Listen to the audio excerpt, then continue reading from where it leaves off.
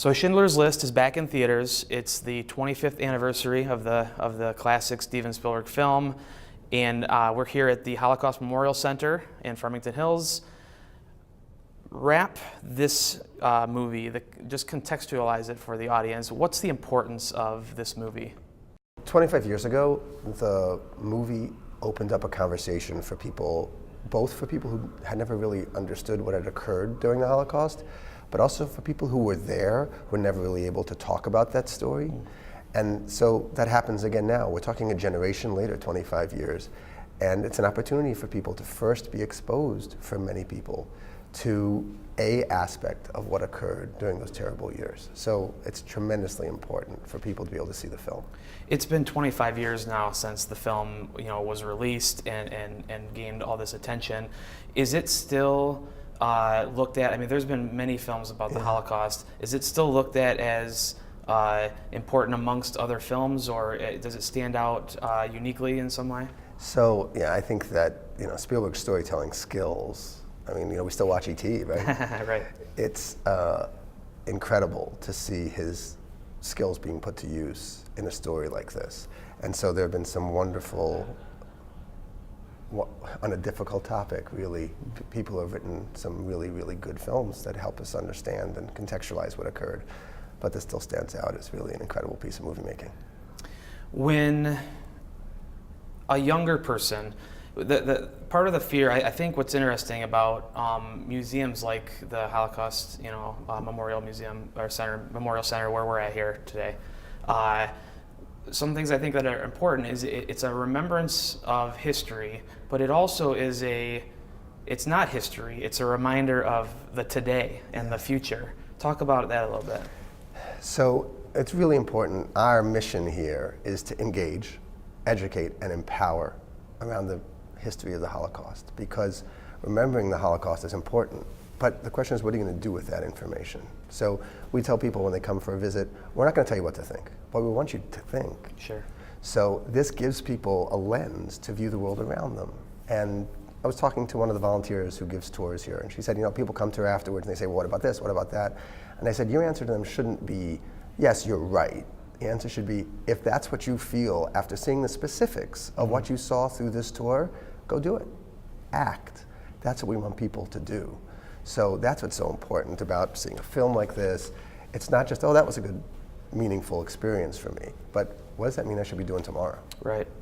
What one aspect of something as just, as tremendously undescribable as the Holocaust, what one aspect of it are we today at risk of forgetting? So I think the biggest challenge is recognizing that individuals who make choices have tremendous impact. People feel like I can't make a difference.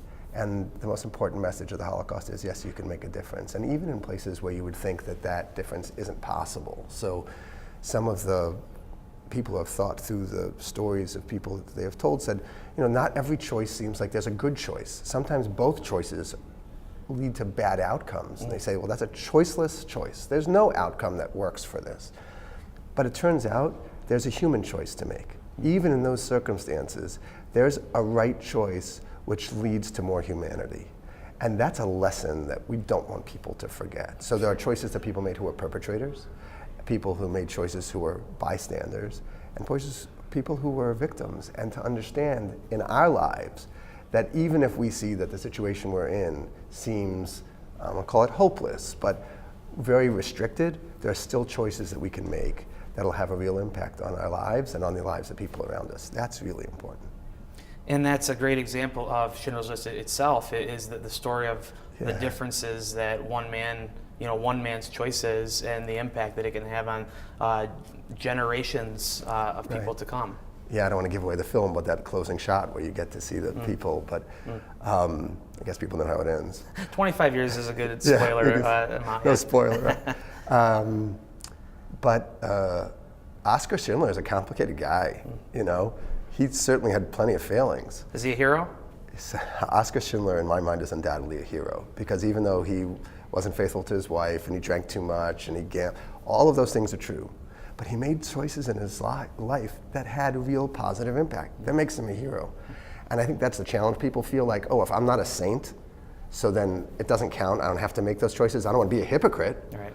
Well, Oscar Schindler teaches you, go ahead, it's fine, be a hypocrite. Because you can have tremendous impact in your life if you make those choices, even if you think I'm not perfect. Just do the right thing today. Just make a good choice today. The film itself too, it's been around for quite a while, Yeah. as we know, 25 years, but it's also faced some criticisms over the years, and I wanted to kind of ask you what your thoughts were. Some of them, for example, it's been critiqued for its overall sentimentality, the fact that it took something like the Holocaust and turned it into a form of entertainment. Yeah. What are your thoughts on that? So, in order to get people to engage, you have to find a way in. And storytelling is a way in. As we're looking at our permanent exhibit here, and we're asking ourselves, it's been 15 years that the building is open here in Farmington Hills, what do we have to update? And one of the things we realize we need to do is tell more individual stories. People have to speak in their own voices, because the tragedy of 6 million dying is overwhelming. People sort of shut down. And so we have to tell people, listen, it's one person who died and another person who died 6 million times. So the storytelling that the film does, yeah, you have to do that because it has to be accessible to people. You have to tell it. Sure. Another criticism it faces is that it was told from the perspective of a German. Like we talked about Oscar Schindler as being a hero. He was a Nazi. Right. The film kind of makes him into the hero in this story. Your thoughts on that? So the people who were saved by Oscar Schindler considered him their hero. Sure. So I wouldn't disagree with that. In the terms of making the choice of how to tell a story, this is a compelling story to tell. The story of somebody who's that complicated, who's a member of the Abwehr, of the Secret Intelligence Services for the Nazis, who makes these kinds of choices. That's a different story than to tell a story just about sort of, here's what happened to one person.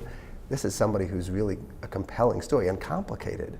And that's what makes for good film. Sure. Right? I mean, it's the tension. Absolutely. I want to read you this too. This is a quote from Spielberg, and this is kind of what you mentioned, but I wanted to get your reaction to Sure. it. He said, when the film initially came out, it made one of the most incomprehensible acts of humankind accessible. It didn't make it understandable, but reachable to audiences to be able to explore it. I saw a quote from a Holocaust survivor that said something like, if you want to understand hell, come and learn about the experiences that I had in a concentration camp. If you want to understand about the concentration camp, hell can't help you. The universe of the Holocaust is so separate from our experiences that it's a tremendous gift that Spielberg gave us to give us some access to it. It's really hard. It's impossible. And frankly, when people came afterwards and were refugees, people didn't believe them. The stories just didn't seem possible. We're sitting in a temporary exhibit with film that was taken by American GIs after the war, who ended up, a number of them becoming famous filmmakers. Those stories that they recorded don't seem reasonable. Life doesn't happen like that. Right. And so the ability of Schindler's List to make that story, like he says, not understandable, but at least accessible, is a tremendous gift.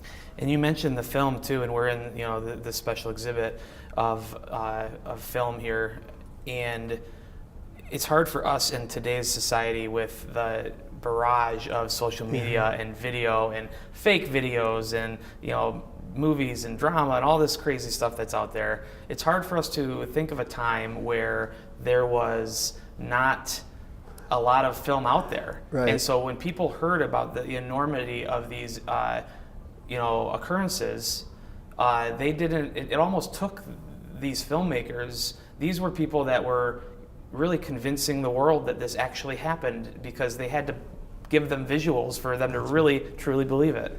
General Eisenhower, he was a general at the time, came and he said, we have to record this because people won't believe it otherwise. We have always, when we're fighting a war, you say, the other side are terrible enemies.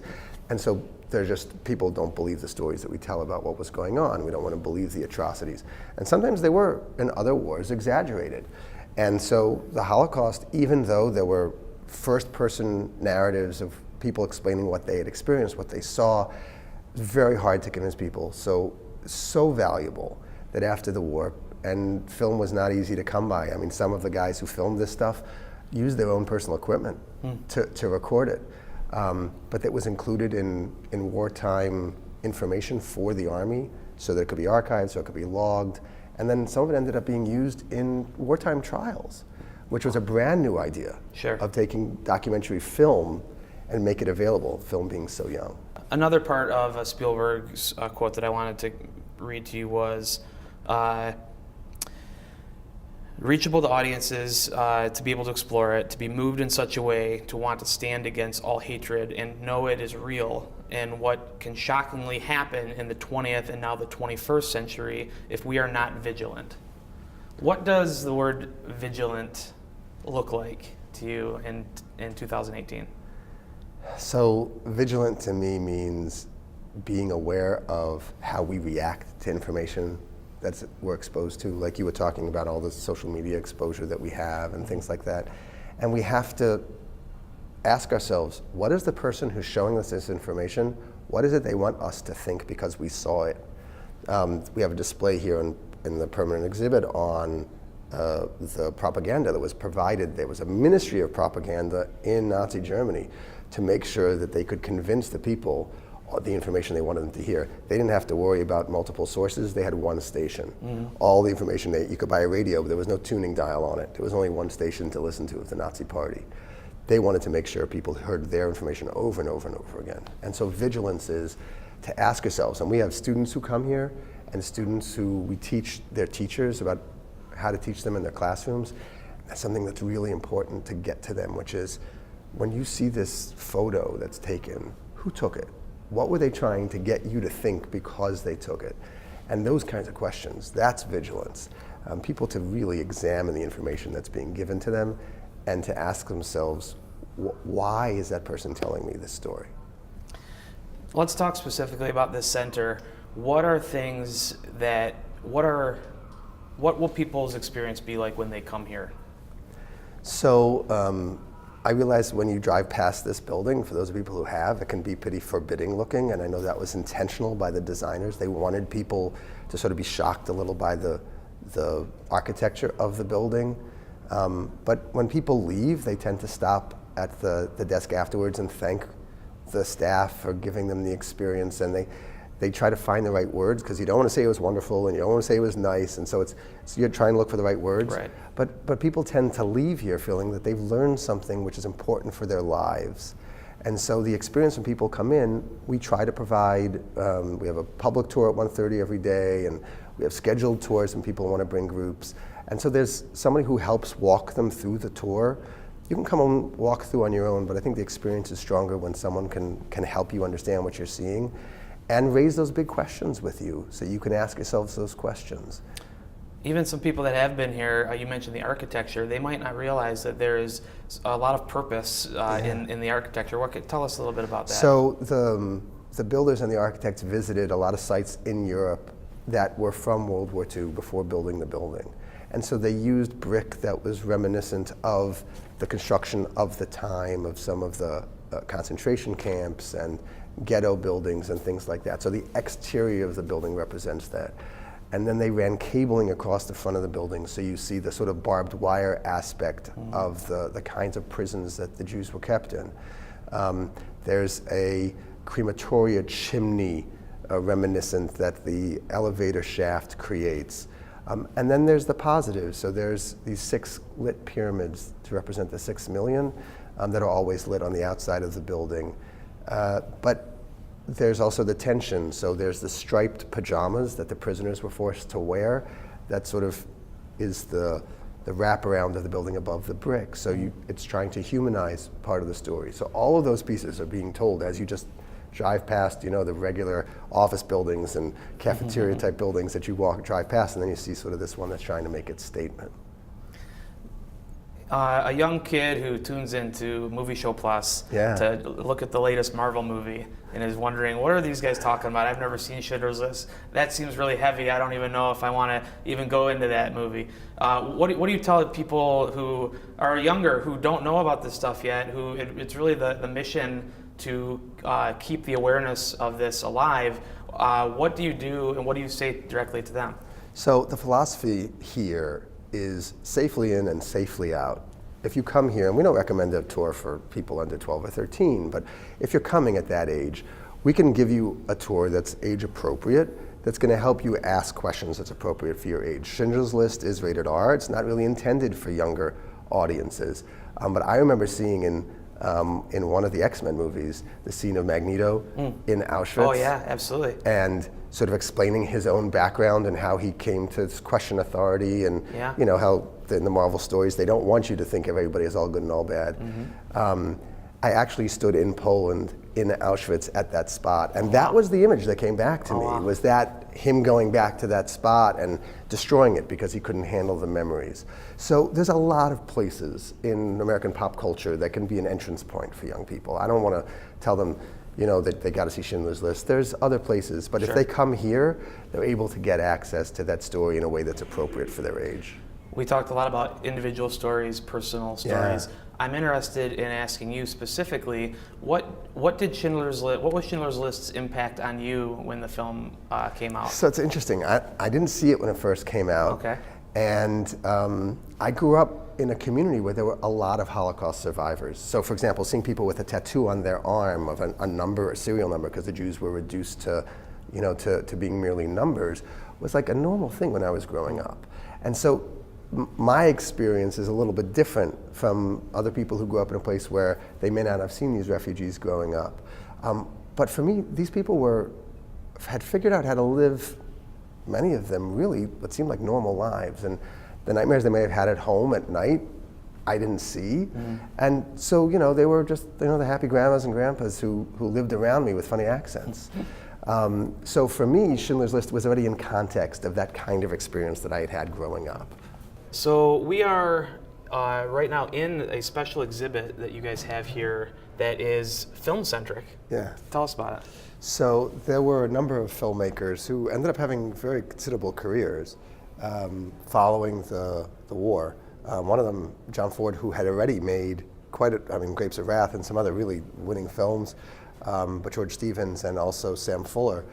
And so this collection are their stories that they had recorded as soldiers. And so they ended up serving, some of them had their own equipment that they had brought with them as filmmakers and thought they would just sort of send stuff home. But then the Army asked them to take film, especially as the war was ending and they came across these camps, they asked them to record that information for the Army as part of the record of what had occurred. Yeah, it's pretty amazing, and some of them brought their own film, so there's like color film that Stevens used of his own to tell these stories. It's really unbelievable to see some of these things, and because again, it's enough to hear about it, read about it, but to actually see things with your own eyes it's just undescribable. They had the opportunity to tell some of these stories for themselves, and they were storytellers.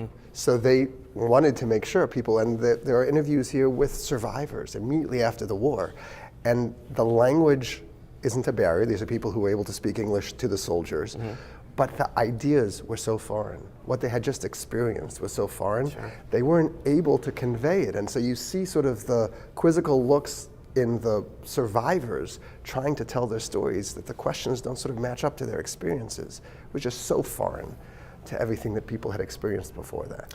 In a way, you guys are storytellers too. Right. You're telling the story here at the center. Film, I know that this area is open only for a short time here in December. Till the end of December, until December 30th. December 30th. But you guys use film as part of your storytelling technique throughout the year, right? Correct. So there's permanent installations of film as you go through the exhibits. Some of that film was taken by Nazis, and so it has its own propaganda value that the Nazis intended it to have, and so you have to sort of, again, think through what you're seeing and what they were trying to tell you versus what may have actually been occurring. But there are also other pieces of film that were taken that are useful from the time. And then later on top of that, very important to us, and something that the Schindler List movie really created, was this strong desire to record the memories of Holocaust survivors. We had already started doing that first in audio and then in video here at the Holocaust Memorial Center before the film, but just a wave of people came forward who wanted to be able to tell their own stories after that. And so we recorded after that hundreds of stories, and then Steven Spielberg created a foundation to do that. He recorded tens of thousands of stories around the country. So we have some of those pieces here as part of the permanent exhibit, where people can tell their own experience, what they saw, what they experienced, what they felt.